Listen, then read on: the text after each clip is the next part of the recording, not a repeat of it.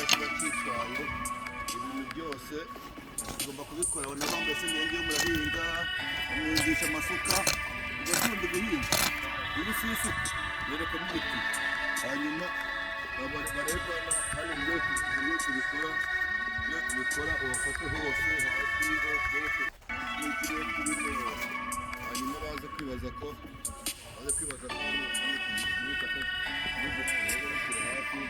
hanyuma ubereke urabona turi mu kazi kose. Ndavuga ngo umuntu yamaze gukira agashaka abakozi ngo ntabwo akora ntabwo agira ute ngo mbese jye mugira abakozi kandi tugira abakozi dukwiye he kandi turakora.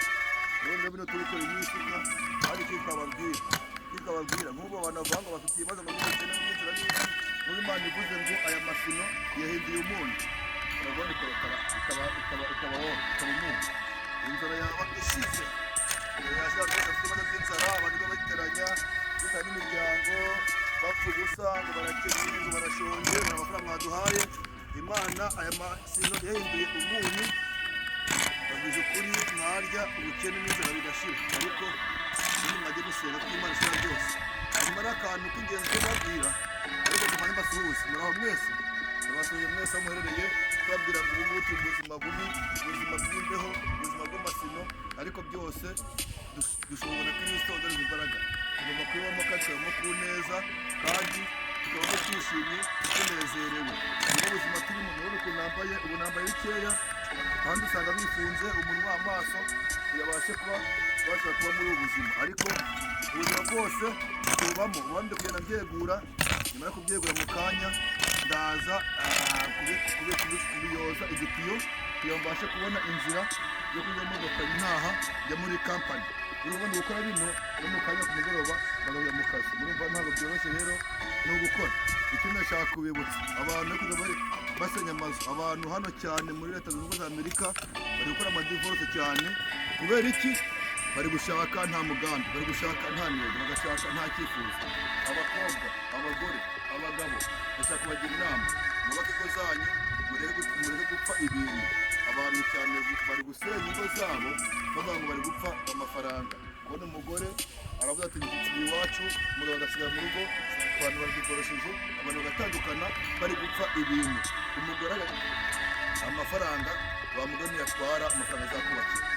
Babwize ukuri abantu mupfa ibintu, ntabwo amafaranga atanga umunezero, ntabwo ibintu bitanga amahoro.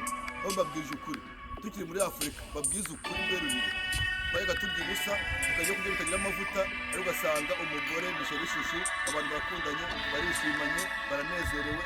Ariko hano mumaze kugira amafaranga mutagiye kuryana ngo ngaho amafaranga mwohereje mwariyangana gute, amafaranga ameze gute, ugasanga ibintu muri guta ibintu nyamara ibintu by'ubusa. Nyamara muri Bibiliya ivuga ngo umugore ngo umugabo wishimane n'umugore wo mu bukumi bwawe. Umukobwa umaze kumukora mu bukumi murabanye, mumaze kugira umugore mutagiye kuryangira mupfa amafaranga. Ariko amafaranga atari amafaranga arongoye, akaba atari ibyo kurya, atari ibyo kurya arongoye ko washatse umugore kugira ngo mwubake umuryango. Wa mugore bashaka umugabo kugira ngo mwubake umuryango. Kuki muri kugera igihe mugasenya mupfa ibintu? Mureke ibintu mupfa, dore ko ubuzima turimo, igihe turimo mudashyize hamwe muri Leta Zunze Ubumwe za Amerika. Leta ibafasha gutandukana, ikabafasha kudivorusa kuko ntabwo ikeneye amahoro, ikeneye abantu babana neza. Leta ishaka kugira ngo buri muntu agire uburenganzira bwe, ariko hano mu ijambo ry'Imana nta muntu ufite uburenganzira bwe, buri muntu wese arayoborwa, buri wese aragengwa, cyane cyane ukagengwa n'Imana, ukagengwa n'ijambo ry'Imana. Mwa badamu mwe soje mbabwira ngo buno buzima turimo mushyire hamwe, mugarure urukundo nk'urwa kera, mugarure ubumwe nk'ubwa kera, mwubake ingo zanyu, muhereze abana banyu ibyishimo, urukundo n'amahoro bigaruke mu miryango yanyu. Niyo nababwiraga abari hakurya mwese, nicyo twababwiraga tubasuye kandi tubabwira ngo abari Imana abari namwe mujye muramusenga, basenga mudusengere, mudusabe umugisha Imana dumugisha, namwe umugisha ubagereho, mudusabe amahoro kugira amahoro atugere namwe amahoro abagereho, amahoro y'Imana agomeze abari namwe. Ni ubuzima turimo mwabibonye. Sawa rero tuzasubira, bye bye.